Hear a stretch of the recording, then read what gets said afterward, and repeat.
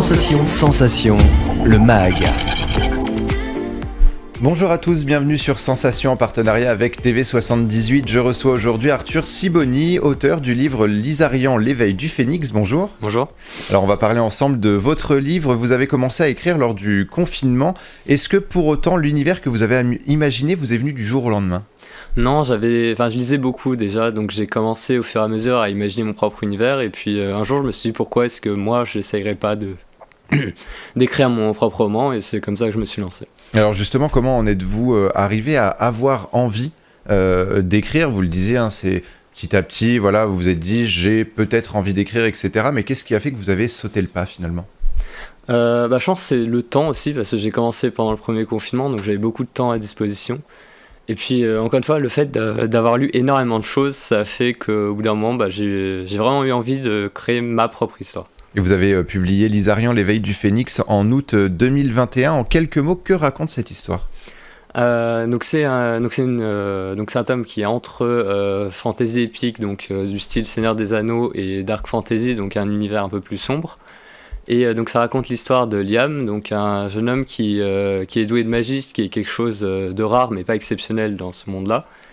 Mais qui malgré tout va vivre normalement avec sa famille jusqu'au jour où la guerre qui fait rage au sud va s'étendre et va provoquer la mort de ses parents. Donc au fur et à mesure, il va quitter là où il habitait, il va découvrir un monde qui est bien plus sombre que ce qu'il attendait, parce que Liam c'est quelqu'un de très curieux, voire parfois naïf, mais ce monde en fait va le faire évoluer parce qu'il y a bien plus de misère, discrimination, etc. Dans un sens il est plus réaliste que ce qu'il imaginait. Et c'est quelque chose qui va le faire évoluer au fur et à mesure jusqu'à ce qu'un certain événement le fasse complètement basculer et qui décide en fait de détruire le monde tel qu'il existe actuellement et d'en recréer un nouveau par-dessus. Il y a peut-être un mélange, arrêtez-moi si je me trompe, d'épopée et d'utopie finalement à travers ce personnage qui souhaite changer un monde ? Dans un sens, oui, mais Liam, il est très loin d'être le héros classique qui est que du côté du bien. Parce que c'est quelqu'un de très ambigu. Il est très intelligent, mais aussi manipulateur. Donc il n'hésite pas à utiliser les gens pour atteindre ses objectifs. Il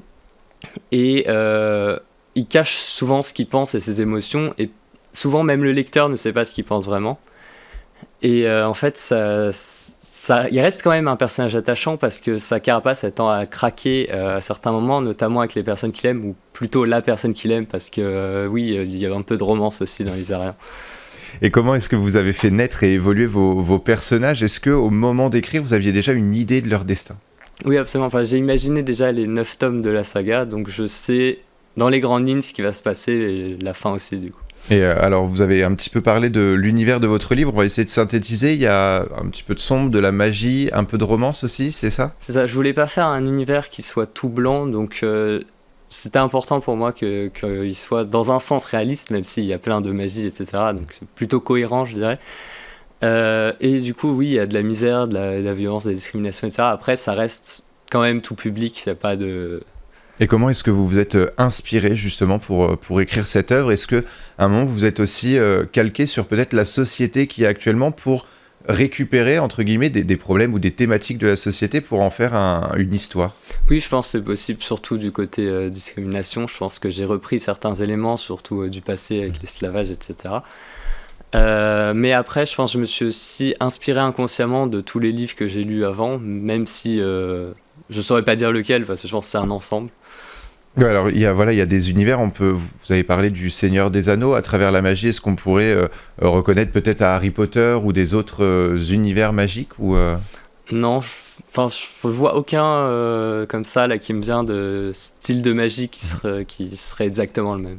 Alors, c'est pas un simple roman, c'est une saga fantasy en 9 tomes, c'est un gros projet pour vous. Est-ce que vous avez déjà une idée de la fin ou est-ce que tout peut encore évoluer ? Oui, j'ai déjà la fin en tête, même si certains éléments de l'histoire entre les deux pourront encore évoluer, parce que j'ai que les grandes lignes et il y a certaines choses qui me viennent au fur et à mesure.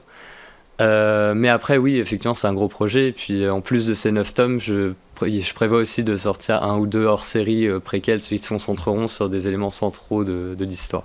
Et on va s'attarder aussi un petit peu plus sur votre personnage. Vous disiez qu'il était un petit peu ambigu, manipulateur. Il n'est pas bien, mais il n'est pas mauvais non plus. Pourquoi cette ambiguïté? Pourquoi vouloir lui donner une ambiguïté à ce personnage? Ça, c'est quelque chose qui est un peu personnel parce que j'ai toujours préféré les personnages qui n'étaient pas entièrement tout gentils. Enfin, c'est vraiment le personnage classique des livres de fantasy qui est bien. J'aime bien quand les personnages sont nuancés et qu'ils évoluent beaucoup au cours de l'histoire. Et vous avez un souhait, c'est celui que votre œuvre soit adaptée au cinéma. Pourquoi? Alors ça, c'est plus un rêve qu'un souhait parce que je sais que c'est très ambitieux et que c'est encore très lointain là où j'en suis. Mais je pense que ce serait juste génial de voir en grand écran l'histoire que j'ai imaginée adaptée au cinéma. Et vous serez capable justement de participer à ce projet si ça vient à être mis en place finalement, qu'il soit adapté au cinéma. Est-ce que vous aimeriez justement prendre part au projet? Oui, je pense que ce serait une bonne expérience. Et puis pour participer, ça permettrait aussi de garder un peu l'image que je voulais transmettre dans le livre pour le film. Est-ce que vous avez déjà eu des retours justement du premier tome de Lizarian? Oui, d'ailleurs j'ai été plaisamment surpris parce que c'était mon premier livre, donc j'avais pas d'expérience dans l'écriture, même si je savais que j'écrivais pas trop mal. mais oui, j'ai eu énormément de retours positifs, que ce soit des commentaires sur Amazon ou des gens qui m'ont dit « Ah, ce que t'écris, c'est vachement bien ». Et franchement, ça fait plaisir d'entendre ce genre de choses. Alors on le disait au début de cette émission, Lizarian, l'éveil du Phénix a été publié en août 2021. Il a rapidement été classé dans les meilleures ventes Amazon. Comment expliquer un tel succès? Je dirais que c'est assez étonnant après, parce que j'ai pas fait plus de communication que ça, mais je pense que c'est déjà la couverture qui est assez attrayante et le fait, après, je pense, du bouche à oreille ou le résumé qui a fait quelque chose qui a poussé. Et vous avez fait le choix de vous auto-éditer. Est-ce que ce n'était pas trop stressant? Est-ce que les autres tomes seront également auto-édités? Ah oui, j'ai choisi l'auto-édition pour celui-là, pour la liberté que ça offrait, parce que c'était mon premier roman et je voulais pas faire n'importe quoi, je voulais garder un certain contrôle dessus.